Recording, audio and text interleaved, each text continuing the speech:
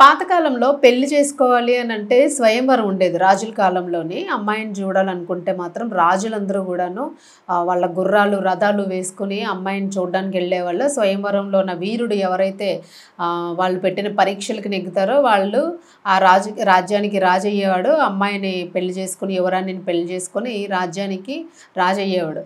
So అప్పట్లో పెళ్లి చూపులు అట్లా ఉండేవి. రాజ్యాలు దక్కించుకునే వాళ్ళు. యువత అసలు ఆ దేశం మహారాణి పెళ్లి చూపులకు సిద్ధంగా ఉంది, స్వయంవరం ఏర్పాటు చేశారు అని అంటే ఎక్కడెక్కడో ఉన్న రాజులందరూ కూడా స్వయంవరానికి అటెండ్ అయ్యి అమ్మాయిని గెలుచుకోవడానికి వాళ్ళ ప్రయత్నం వాళ్ళు చేసేవాళ్ళు. సో అప్పట్లోని ఎప్పుడో కొన్ని వేల సంవత్సరాల క్రితం నుంచి ఈ స్వయంవరం అనేది ఉంది. రీసెంట్గా మనం ఒక మోహన్ బాబు సినిమాలో చూసాం, ఏదో సమ్ మూవీ ఉంది, ఆ మూవీలో కూడా అంతే. స్వయంవరం ఏర్పాటు చేస్తారు, భృంగిని కోని అని చెప్పేసి రకరకాల చిత్రాలు గీయించుకుంటూ ఉంటాడు, స్వయంవరానికి అటెండ్ అవుతూ ఉంటాడు ప్రతిసారి కూడా. సో అప్పట్లో రాజులు అలాగా పెళ్లి చేసుకోవాలని అంటే స్వయంవరాలకు వెళ్ళి అమ్మాయిల్ని వాళ్ళ సత్తా అంతా నిరూపించుకొని అమ్మాయిల్ని తెచ్చుకునేవాళ్ళు. బట్ ఇప్పుడేమైందనంటే విచిత్రంగా ఉంది, అమ్మాయిలు అప్పుడు పెళ్లి కోసం స్వయంవరం ఏర్పాటు చేస్తే ఇప్పుడు ప్రెగ్నెన్సీ చేయడానికి స్వయంవరం ఏర్పాటు చేస్తున్నారు చాలామంది అమ్మాయిలు. నన్ను ప్రెగ్నెంట్ని చేస్తే మీకు ఇంత డబ్బు ఇస్తాను అని అంటూ ఒక లంసమ్ అమౌంట్ని ఆఫర్ చేస్తూ ఉన్నారు. అంటే తనని ప్రెగ్నెంట్ని చేస్తే ఎంత అమౌంట్ ఇస్తాము అని చెప్పేసి ఆఫర్ చేస్తూ కొన్ని వీడియోస్ కూడా పంపిస్తూ ఉన్నారు. వాళ్ళకి సంబంధించిన బయోడేటా ఉండాలి, దానిలోనే హైట్ ఉండాలి, వెయిట్ ఉండాలి, ఏజ్ ఉండాలి, ఇట్లాంటివన్నీ. మరికొంతమంది ఏం చేస్తున్నారు, మాకు అసలు ఏజ్తో సంబంధం లేదు, మీరు ఏ ఏజ్ అయినా పర్వాలేదు, కులంతో సంబంధం లేదు, ఏ కులమైనా పర్వాలేదు. అయితే ఇప్పుడేం చేస్తున్నారని అంటే అమ్మాయిలు పెళ్లి కోసం కాదు, నన్ను పెళ్లి చేసుకోవడానికి కాదు, గర్భవతిని చేయడానికి ఎవరైనా ఉంటే అప్రోచ్ అవ్వండి అని చెప్పేసి కొన్ని వీడియోల్ని, నెంబర్ని రిలీజ్ చేస్తూ ఉన్నారు, వెబ్సైట్స్లో పెడుతూ ఉన్నారు. అయితే మొన్నటి వరకు కూడా కొన్ని వేదికలు చూసాం, వివాహ వేదికలు అని చెప్పేసి. సో కొత్తగా ఈ వేదిక సరికొత్తగా పరిచయం అవుతూ ఉంది, గర్భవతుల వేదిక అని. సో వాళ్ళని ప్రెగ్నెంట్ చేయడానికి ఒక సరైన నికాసైన మగాడు ఎవరైనా ఉంటే దానిలో అప్రోచ్ అయితే వాళ్ళు కొన్ని ఫీడ్బ్యాక్స్ ఇస్తూ ఉంటారు. ఈ క్యాస్ట్ కావాలి, ఈ ఏజ్ కావాలి, ఈ హైట్ కావాలి, ఇలాంటి క్వాలిటీస్ ఉండాలి, ఇంత స్పర్మ్ కౌంట్ ఉండాలి అని ఇలాంటి ఒక బయోడేటా లాంటి ఫామ్స్ ఇవ్వడము. సో ఆ ఫామ్స్ని ఫిల్ చేసిన తర్వాత దాన్ని మళ్ళీ అప్రోచ్ అయితే వాళ్ళకి ప్రెగ్నెన్సీకి సంబంధించిన క్వాలిటీస్ అన్నీ ఉంటే యువకుడు వీళ్ళని అప్రోచ్ అవుతాడు, వీళ్ళని ప్రెగ్నెంట్ చేస్తాడు, చేసి తనకి ఏదైతే అమౌంట్కి కమిట్ అయ్యాడో ఆ అమౌంట్ పట్టుకెళ్తాడు అనమాట. సో ఈ టైప్లోని పెళ్ళిళ్ళ స్వయంవరం పోయి ఇప్పుడు ప్రెగ్నెన్సీల స్వయంవరం ట్రెండ్ అయితే నడుస్తూ ఉంది. మరి ఇది ఎంతవరకు వాస్తవము, నిజంగానే ఇలా ప్రెగ్నెన్సీని చేస్తే డబ్బులు ఇస్తారా అని అంటే కొన్ని సందర్భాలలోని అక్కడక్కడ ఇలాంటివి చేస్తున్న నేరాలు కూడా బయటకు వచ్చిన సందర్భాలు ఉన్నాయి. దీన్ని నేరం అనే అంటారు.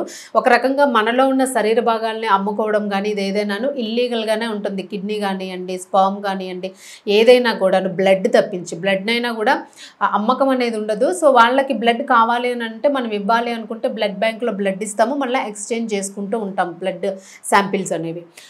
సో ఇప్పుడేంటంటే సత్తాగల మగవాడు ఎవడైతే ఉంటాడో వాడు ప్రెగ్నెంట్ని చేస్తే మాత్రము ఇంత డబ్బిస్తాము అని చెప్పేసి ఒక కొత్త రకమైన స్వయంవరం అనుకోవచ్చు, లేదంటే ఒక కొత్త రకమైన ఉపాధిని కల్పిస్తున్నారు కొంతమంది మహిళలు. మరి దీనికి సంబంధించి ఇది నిజమేనా అని అనుకుంటే మాత్రము చాలామంది ఇందులో మోసపోతున్నారు అన్న విషయం అయితే బయటకు వచ్చింది. దీనికి సంబంధించిన వార్త ఇప్పుడు తెలియజేయడం కోసమే ఇప్పుడు ఈ విషయాన్ని చెప్పాల్సి వస్తుంది. పెళ్ళిళ్ళు అని అంటే వాటికి ఒక రిజిస్ట్రేషను, ఒక కంపెనీ ఫార్ము, ఇట్లాగా ఏవో కొన్ని ఉంటూ ఉంటాయి. సో చాలామంది ఆన్లైన్ పెళ్ళిళ్ళు వెబ్సైట్స్లోన సంబంధాలు కుదురుతూ ఉంటే పెళ్ళిళ్ళు చేసుకుంటూ ఉంటారు. బట్ వీటికి గ్యారంటీ ఏంటి? ప్రెగ్నెంట్ని చేస్తే అది అంటే అందరికీ చెప్పి చేసే పని కాదు. పెళ్ళి అనుకోండి 10 మందికి చెప్తాము, పలానా సైట్లో పెళ్లి సంబంధం చూసాము అని చెప్తేనే చాలామంది అవ్వ అంటూ నోర్లు ఎల్లబెట్టిన వాళ్ళు ఉన్నారు. ఇక ప్రెగ్నెంట్ అని అంటే ఖచ్చితంగా దీన్ని ఎవరు యాక్సెప్ట్ చేయరు. కాబట్టి ఐవీఎఫ్ ఇవన్నీ కాదు, అసలు ఫెర్టిలిటీ సెంటర్స్ గురించి అయితే మాటలు కాదు ఇవి.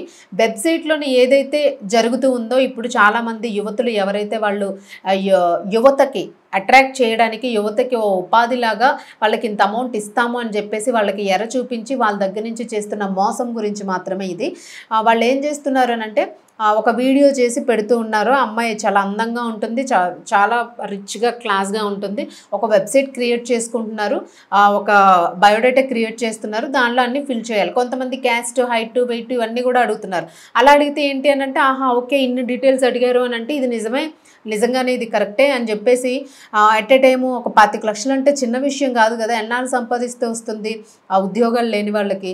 సో అందుకని చాలామంది యువత ఇలా పక్కదారిని కూడా పడుతూ ఉన్నారు. ఇది నిజమే అని చెప్పేసి వాళ్ళకి సంబంధించిన డీటెయిల్స్ అన్నీ ఇచ్చేస్తూ ఉన్నారు.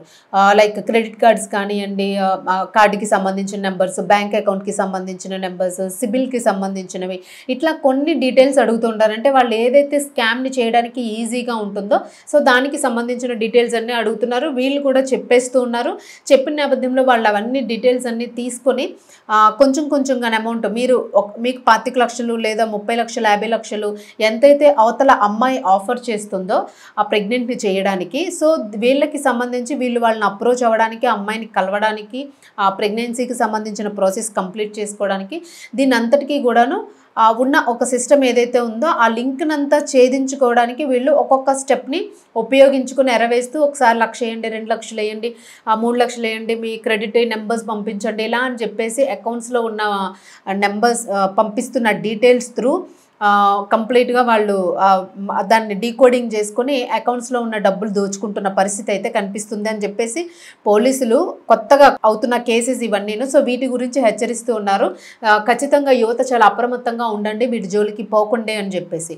సో వీళ్ళు ఏం చేస్తున్నారంటే అలా అంటున్నారు. కొంతమంది ఏమంటున్నారు, మా కులంతోని, హైట్తోని, వెయిట్తోని సంబంధం లేదు, మీ స్పర్మ్ కౌంట్ బాగుంటే చాలు, ప్రెగ్నెంట్ అయితే చాలు అని చెప్పేసి అట్లా ఆఫర్ చేస్తున్న వాళ్ళు కూడా ఉన్నారు. సో అసలు కులంతో సంబంధం లేదు అని అంటే ఏముంది, ఎగేసుకుంటూ వెళ్ళిపోతున్నారు వీళ్ళు. ఎగేసుకుంటూ వెళ్ళి చక్కగా వెబ్సైట్లో ఏమేమి కావాలో, ఎంత అమౌంట్, 25 లక్షలు వచ్చే దగ్గర 5 లక్షలు 10 లక్షలు పెట్టుబడి పెడితే ఏముంది, ఇది పెట్టిన తర్వాత మళ్ళీ అమౌంట్ అంతా కలిపి వేసేస్తామంటున్నారు కదా అని చెప్పేసి వీళ్ళు అడిగిన దానికి కొంచెం కొంచెంగా వీళ్ళు అప్రోచ్ అయిపోతూ ఉన్నారు. సో అయిపోయిన తర్వాత కొన్ని రోజులు చూసేసరికి, ఒక వారము 10 రోజులు గడిచేసరికి కాల్ వస్తుందేమో అని వీళ్ళు వెయిట్ చేస్తూ ఉంటారు. వీళ్ళకి ఏ కాలు రాదు, అసలు వెబ్సైటే పనిచేయదు. అంటే ఒక్కొక్కరికి ఒక్కొక్క వెబ్సైట్ని యూజ్ చేస్తూ ఉన్నారు, ఒక్కొక్క లింక్ని వాడుతూ ఉన్నారనమాట వీళ్ళు. సో అందుకని ఈ కేసెస్ని హ్యాండిల్ చేయడానికి కూడా ఎవరు చేస్తున్నారు ఏంటి అన్నది ఛేదించడం కష్టంగా ఉందని చెప్పేసి పోలీసులు అయితే చెప్తూ ఉన్నారు. మరి వాళ్ళైతే హెచ్చరిస్తూ ఉన్నారు, యువత అప్రమత్తంగా ఉండండి, ఏ రకమైన మీ డీటెయిల్స్ కానీ మీ కార్డ్స్కి సంబంధించి కానీ ఏవి ఇవ్వద్దు అని చెప్పేసి. సో ఇలాంటి ఘటన ఒకటైతే తాజాగా చోటు చేసుకుంది.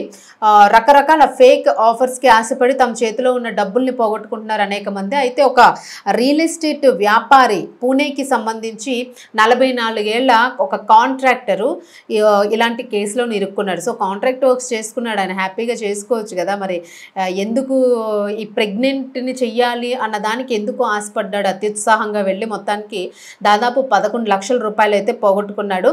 సో వీళ్ళు ఏంటంటే సెప్టెంబర్ నెలలో స్టార్ట్ చేశారు.